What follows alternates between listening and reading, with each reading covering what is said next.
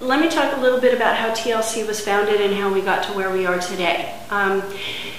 There were 8 families, a little more than 35 years ago, who were looking for placements for their adult children. Our primary founders, Bunny and Seymour Perlman, thought that their son should have the experience of all other young adults and move out of his parents' home.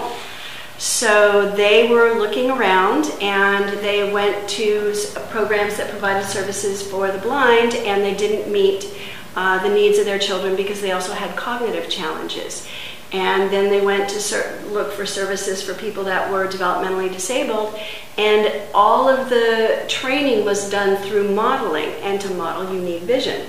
So those weren't going to work. And when Bunny was still alive, she and I had multiple conversations about the trip she made to the State Developmental Center and deciding that was the only place that Larry could live away from home. That they'd looked at all the other resources, and it was a State Developmental Center. And back in those days, the rules and regulations that are in force today weren't really in force at that time, and it wasn't a good place. People who lived at the State Developmental Center didn't have opportunities really to get out into the community. They weren't encouraged to have friends. This was a holding place for them, and it wasn't very positive. And most of the folks at that point in time were expected to live only into their 30s. That was it. It was not a good, healthy life. But in Bunny and Seymour's minds, that's all there was. Couldn't live with people who were blind, couldn't live with people that were developmentally disabled and continue his education and attempts to be as independent as possible. So they literally walked out of the State Developmental Center, resigned to the fact that Larry would live there, and a staff person came running after them and said, "You don't want to put your son here." So they're stuck. They don't know what to do. And about that point in time, there was some new federal funding that came out for a model called, and I don't expect you to remember this, there is no test later, but it's an intermediate care facility, and there are different levels of that. And what it is an individual home in the community. So TLC was founded, we actually started in Pasadena in a skilled nursing facility. I think it was 24 beds. And they had activities in common areas at the skilled nursing facility. And they quickly realized that was not conducive to independence, was not conducive to really getting out in the community and being a part of the community. It was very isolated. So they started a property search, and they came to Reseda, and we'll walk by the first 2 homes that were built to provide housing for people who are developmentally disabled and visually impaired, with the idea that this is home, this is a neighborhood. If we want to take a walk, we can take a walk. If we want to go to the grocery store, it's no big deal. We get in one of the vans that we have and go to the grocery store. I'm oversimplifying, but that was the thought behind it, and that has always been the end goal, to provide lifetime services and to provide people who are developmentally disabled and visually impaired the opportunity to be as independent as they can be, to be as much a part of the community as they're capable of. So from the first 12-bed home that we constructed, we've gone on to build 11 additional homes. So we have a total of 12 residential facilities throughout the San Fernando Valley and throughout 9 miles in either direction and 9 miles north. So we've stayed in sort of the northwest San Fernando Valley. Folks needed a place to go during the day, so we built the day program building. We originally, my understanding of the history is there were modular units, and people in our programs were doing some basic sheltered workshop kind of work, sorting materials, pre-vocational, learning to gain skills so that they could work at a sheltered workshop or work in an enclave in the community. And it was decided as TLC was growing that we needed a day program building. So the day program was built, and we'll go over and see that. The day program has grown over the years. Our residential program serves up to 83 individuals. Our day program right now has a census of 108 individuals, and it's in 2 locations. We have a support center program for older adults and adults that are medically fragile. We have a number of people as they're aging that are requiring more assistance. Some are in wheelchairs, some use G-tubes, some are just happier at a slower pace, and that's what that program is. They have many of the same activities that the full day program does. We have a music therapist that comes once a week. We have a gardening class, and we'll walk by the garden, and we grow a lot of our own vegetables and fruits. I want to expand that program, but not today, because I've got other things. But we have music, we have art, we have a computer lab, we have a pre-vocational class. We also have a life skills class that helps people with basic social interactions, with listening skills. We do books on tape. So that's a well-rounded adult program. We added a children's after-school program where we can also take medically fragile children who may have additional needs. And then we added an adult component because our children were aging out. They were becoming 18 and the funding structure changes. So, and the 18-year-olds could not be with the 5-year-olds per regulatory requirements. So we added the adult after-school program. And these are typically young adults who are still in school, but they're over 18 because you can stay in school until you're 22. And we also have people that are in day programs that end early, so this allows their parents to work until 6 o'clock. That led to the Saturday program, and we have an adult Saturday program, and they're probably still there, but when we get over there, they'll still be there. And it's a social recreation program, so it's karaoke, it's video games, they have a Connect, and they go out into the community. Again, it's just integrating as much as possible and providing as many opportunities as possible.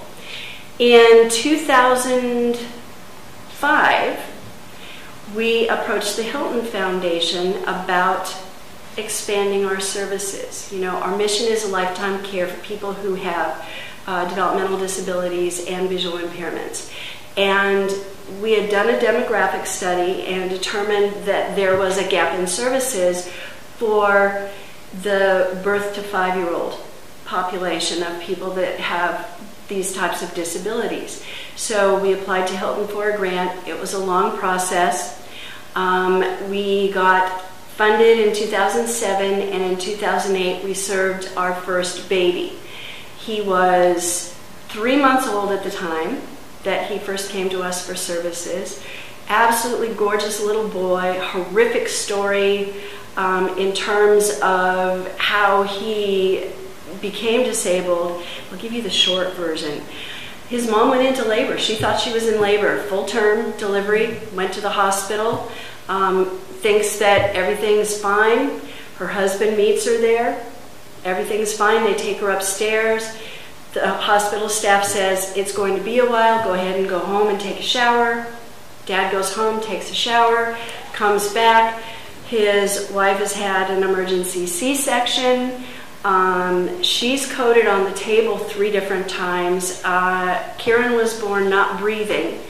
And when EJ got up there, that's the dad, they told him that, you know, your wife is very ill. There's a heart condition associated with pregnancy that's very, very rare, and she developed this condition. It's a weakening of the heart muscle.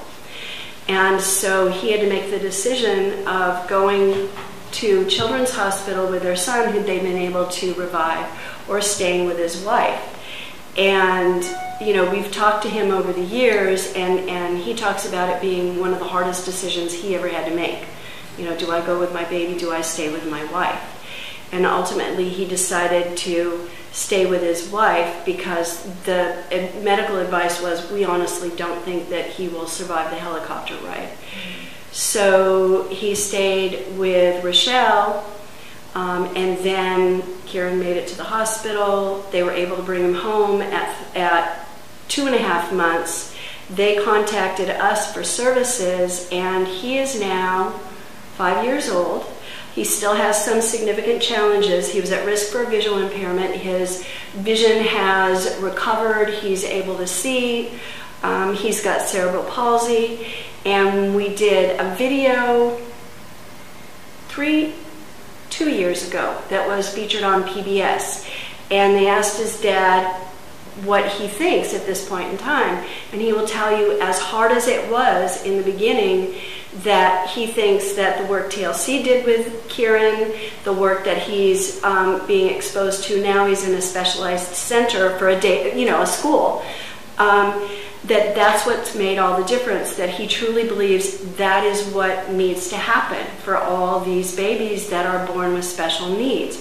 That when you think about the fact that most of the early learning, about 80% of early learning and brain development occurs by the age of 4, between 4 and 5 years old.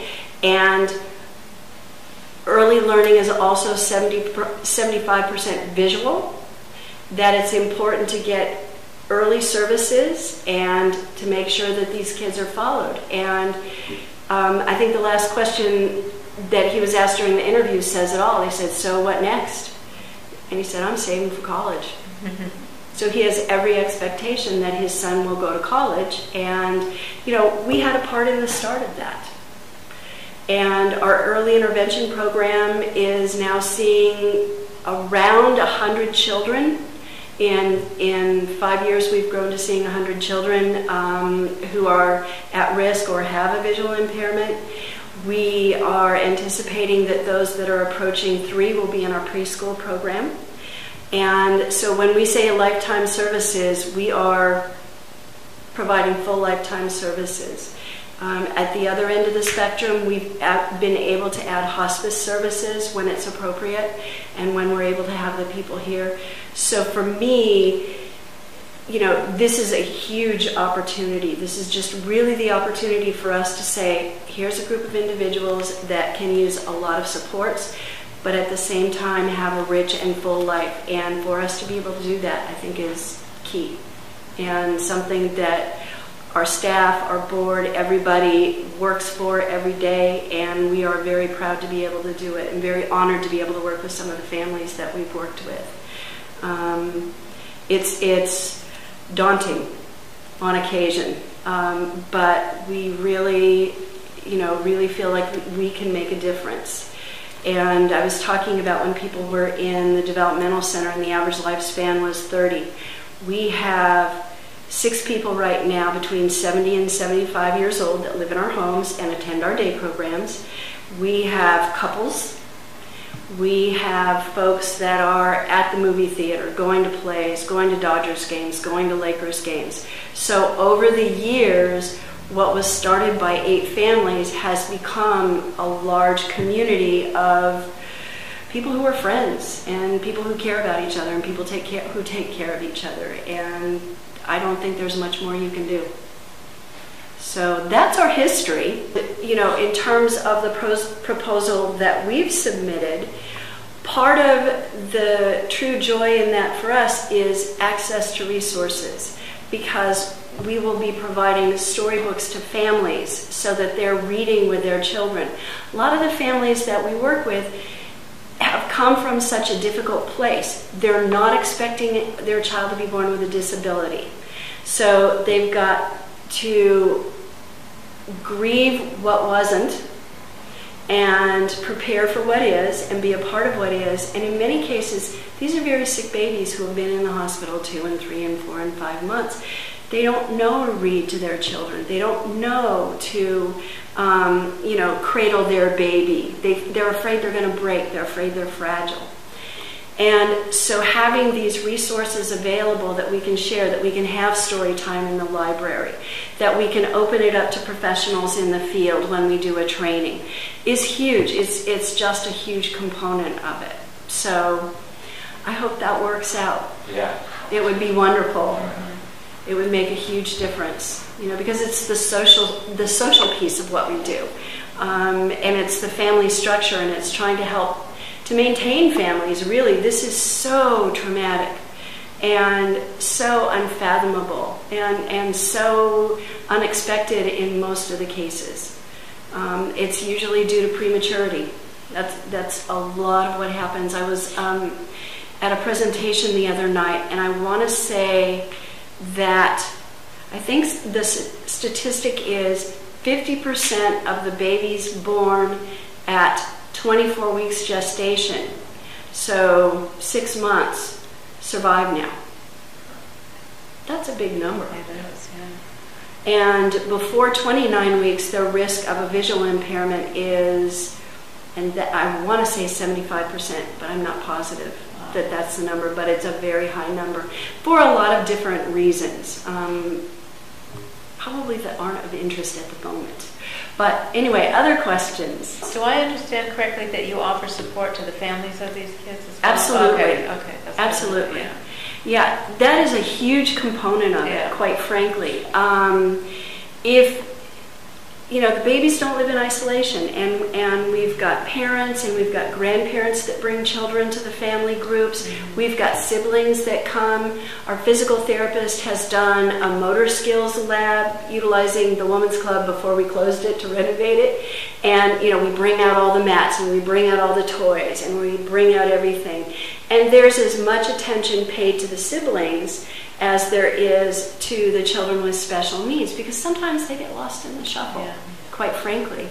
And for the parents, a lot of times it's an opportunity just to have the conversation about, so, this is the pediatrician I really like, and he was able to access services in this way for me. What have you found? Mm-hmm. It's what parents do, and it makes it as normal as we can make it, because that really serves the family well, it serves the child well, it serves the sibling, it serves everybody. Mm-hmm. You try to provide that. Yeah. I'm fascinated by your whole story and the background and how far you've come along. And I myself am in education, so I have several questions. Okay. First of all, how does one qualify for your program? Do they have to have multiple disabilities in addition to visual impairment? And then I'm so pleased to hear that you're doing early intervention 0 to 5. And have you tapped into resources from First 5 LA, which is an organization that provides lots of support in the way of matching grants and for development and for education and health and parent involvement, everything that you've mentioned? We have done some of that. We have not done enough with First 5 LA. In September, we were voted on to the Child Care Planning Committee for the LA City Office of the Executive, LA County Office of the Executive. And so we're just getting to network and know people there. So that's in process. In our early intervention and soon-to-be preschool program, we will take children, and we currently take children who may not necessarily have other disabilities in the early intervention piece. Most instances, we've got children that have other disabilities because it's sort of the component of a premature delivery, premature birth.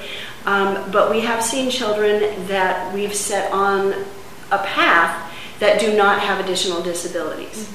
Mm-hmm. So in the early intervention piece, it can be either or both. Mm-hmm. It can be at risk for a visual impairment, it can be an identified visual impairment, and it can be a visual impairment without the additional disabilities because of the nature of our team. Generally, what happens is they have to be eligible for regional center services. But we've received some funding for crisis intervention through grants, and that crisis intervention happens in many cases before the regional center assessments are completed and the funding kicks in. We'll do up to 6 visits. So for a child who is specifically visually impaired and may not have the other disabilities, once that's been identified, there has to be a different funding stream for us to provide the services. A lot of times we're referring out at that point, but typically they have additional disabilities. For our older program participants, so from school age on, so from 3 on to end of life, they qualify for regional center services. They've got an identified developmental disability. Mm-hmm. And is everybody familiar with what a developmental disability is? Yes? No? Couldn't hurt to explain. Okay, got it. So there are 4 primary developmental disabilities. They are seizure disorder, autism, cerebral palsy, and what's now referred to as an intellectual disability. Up until a year ago, the diagnosis was mental retardation.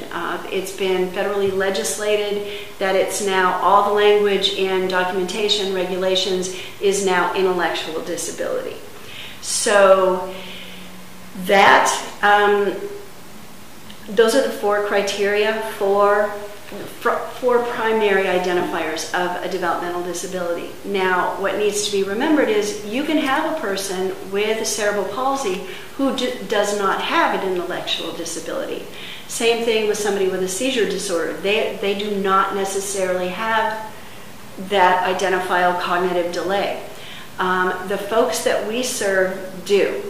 And that really has more to do with creating a program that provides good services within a range. People who are visually impaired don't necessarily need the services we offer. We have people that are nonverbal. We have people that have what would be a profound intellectual disability, and we can provide services. A person who has developed, typically, who is visually impaired, is probably not going to want to live in a home with an individual with the intellectual disability. We've talked among ourselves about the possibility in the future of identifying a home for people who do not have the additional developmental disabilities. That's something that I think we'll get through this project and start looking at. We're looking at it preliminarily. And part of that is due to the fact that so many individuals are coming back with injuries related to wars and conflicts and injuries sustained there, that there's a visual impairment and there's not a lot of housing. But that's not something that we're looking at today or tomorrow. It's just something that's floating out there. But I mention it only because what we're finding is that our services really are honed to people with a developmental disability. Yeah? A question regarding the support you give to the families. Do you have a structure set up where, for example, today from 4 to 5, we'll have a session for parents of children in this category, so we can all share ideas, tips, coping mechanisms, active steps we can take? We do that as part of our family group, and right now they're meeting quarterly. We would like them to meet more often, but it's a function of being able to get the staff and getting the families in. But we also offer a swimming program in the spring to summer months for our early intervention program. Our adult programs and our after-school programs have access to the school 365 days a year. We enclosed our pool, I think 10 years ago, about 2003, so we can use it year-round, which is really exciting. And the early intervention program and the preschool program, when it comes on board, we'll use it between, I think they start in April and end the end of September. And what's really nice about that program is the parents get in the pool with their children. And for me personally, one of the most exciting things is to see the number of dads that come out for that. Because typically you don't see a lot of dads working with their, spending time with their children with disabilities. They do, but not in recreational activities. That's a little bit different. And so to have the pool program is just one of my favorite things. I'll just take about 5 minutes when I know they're swimming and go down. And we run 2 groups. We keep it to a maximum of 8 families, and we have a staff person in the pool for every 4 individuals for that age group, because their parents are with them, and we also have somebody up on the deck. And they're all community water safety certified. So it's a lot of fun. and the parents love it. What else can I answer? How much do you interface with